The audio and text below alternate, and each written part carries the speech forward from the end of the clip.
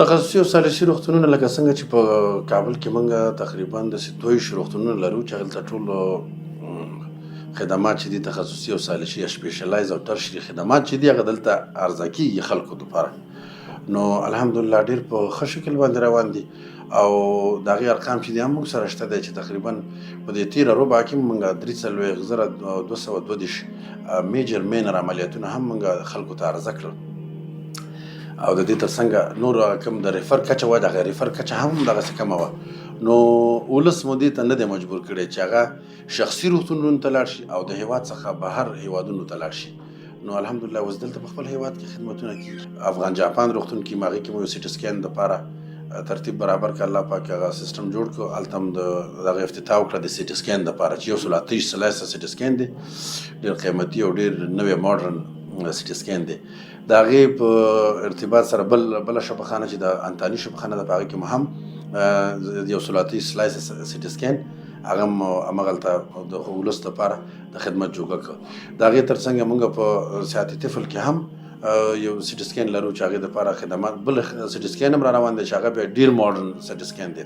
نو د هغې نه مخکې اوس دغه کوم چې 14 سلایسه سیټي سکین دی هغه هم موجود دی، خدمات خلکو ته وړاندې کوي. په شیخ زاید کې هم دغسې موږ دغه تقریبا 40 سلایسه سیټي سکین لرو چې ولس ته خدمات وړاندې کوي. په دې کې د ولس رضایت خو خامخا به پیدا کېږي ځکه چې په عربیه بلخي شفاخانه کې موږ د لیپروسکوپ عملیات نه لرودل، ولې داسې یو ښه ماډرن ماشین لیپروسکوپیک ماشین مو ته راوړه چې په هغې سره اوس الحمدلله په ډېر کم وخت کې د ډېرو ناروغانو درملنه هلته کېږي او عملیاتونه هم کېږي. نو چې هلته اکثره په دې کې تشخیصي برخه کې هم کار اخیستل کېږي او د اپریشن په برخه کې د عملیاتونو په برخه کې هم استفاده کېږي. الحمدلله د امارت اسلامي د مشرانو هغه لطف او مهرباني خصوصا د شیخ صاحب حفظه الله ورعاه د هغه خدمات او لطف چې په دې ولس باندې څومره بې کچې زیات دی، نو هغه همیشه په د نورو وزارتونو په پرتله صحت یا د روغتیا وزارت ته ډېره پاملرنه کوي تر څو دغه ولس ته دا خدمات په وخت باندې او په ښه شکل باندې ترسره شي، ولس د نورو ناخوالو او محتاجیو څخه وژغورل شي. نو دا دی چې موږ خو په آینده کې ترتیب د خیره سره دا د څنګه هم چې ویل چې صحت طفل په روغتون کې ایکو کارډیوګرافي مشنونه او ډاکټران هم همغلته لرو موږ. نو ایکو کارډیوګرافیسټ په صدري کې الحمدلله انټیه بسته مو ته ورکړه. نو په صحت طفل کې په محمد علي جناح روغتون کې چې په دشت برچي کې ده، نو هلته ټولو ته دغه خدمات دغه شو عرضه شو. بل دغه بستونه چې د نورو په نسبت باندې دوی ته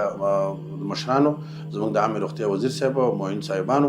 دوی یو ترتیب جوړ کړ چې دغه د انټیا بسونه هغه خلکو ته چې ډېر مهم دي، مهم ټول دي خو دوی ته ډېر اشد ضرورت دی، نو دوی ته یې ورکړه. اوس الحمدلله زموږ ناروغان بهر ته نه دي چې شخصي روغتونونو کې ایکوګانې د ناروغانو دپاره ترسره کړي. موږ ډېر فوکس په دې کوو چې دا ولس ته خدمات وړیا ترسره شي، وړیا ډېر فوکس، ځکه ولس مو ډېر فقیر او مسکین او مشکلات او څو لسیزو ناخوالو ځپلی دی. نو موږ دا ډېر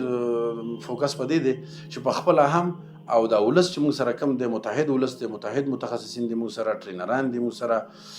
ام ډي دي، نور ټول معالجه ډاکټران چې څومره دي معالجه هغه ټول موږ سره په دې پړاو کې په دې قافله کې موږ سره هلې ځلې کوي چې د ولس ته خدمات ترسره کړي. او څنګه مې چې مخکې ویلې چې په صحت طفل کې اوس هم الحمدلله د ASD VSD یعنې کوم کانجنټل ابنارملټیز چې د ماشومانو دي، د ماشومانو معیوبیتونه هغه ناروغۍ چې دي قلبي، د هغې دپاره موږ خدمتونه برابر کړي دي. په دې را روان کال کې په دې تدارکاتو په پروسه کې د 500 هغه ناروغان چې قلبي په امراضو انومالي لري لکه ASD شو، VSD شو، ټف شو، نور داسې ناروغۍ PDA شوي چې هغه ماشومانو سره مخ دي او ولس نشي کولی چې هغه په هیواد په شخصي یا د هیواد څخه بهر روغتونونو کې ترسره کړي، پیسې ډېرې پرې راځي. نو الحمدلله ټول مشرتابه په شمول لاندې زموږ چې څومره د وزیر صاحب دی او معینان دي، دوی ټولو همکارۍ په نتیجه کې د 500 ناروغانو دپاره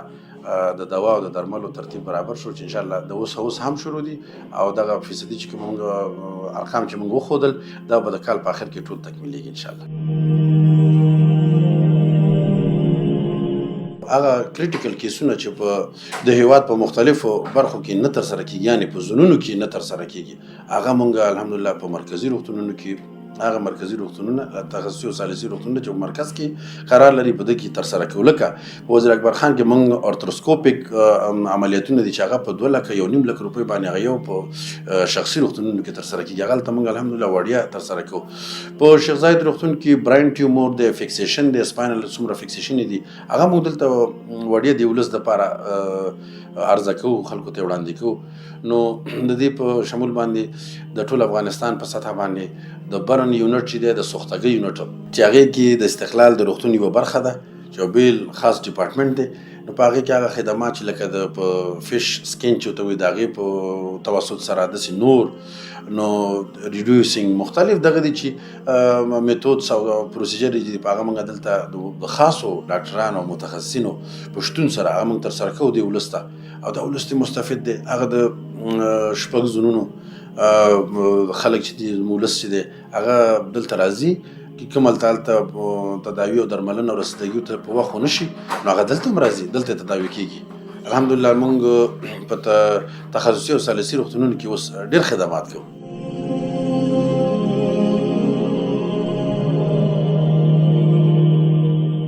د عامه روغتیا وزارت په پلان کې لري چې کوم خدمات چې په مرکزي تخصصي او ثالثي روغتونونو کې ترسره کېږي باید دغه خدماتو موډلونه په زونونو کې هم تطبیق شي. نو هغه ناروغان د لرې ولایتونو د لرې سیمو څخه راځي مرکز ته راځي، د کابل مرکز ته راځي. نو دې کې هغه د ناروغ یو خاص قیمتي وخت چې هغې ته ګولډن ټایم وایي هغه وخت یې ضایع کېږي. نو د هغې د وخت ضایع کېدو په بنیاد سره مشران په دې وتوانېدل او ورسېدل چې دغه موډل چې په مرکز کې خدمات کېږي دا خدماتونه باید په زونونو کې هم ترسره شي تر څو ناروغ ونه ځورېږي، اکنامیکل اقتصادي ونه ځپل شي او د هغه قیمتي وخت هم ضایع نه شي.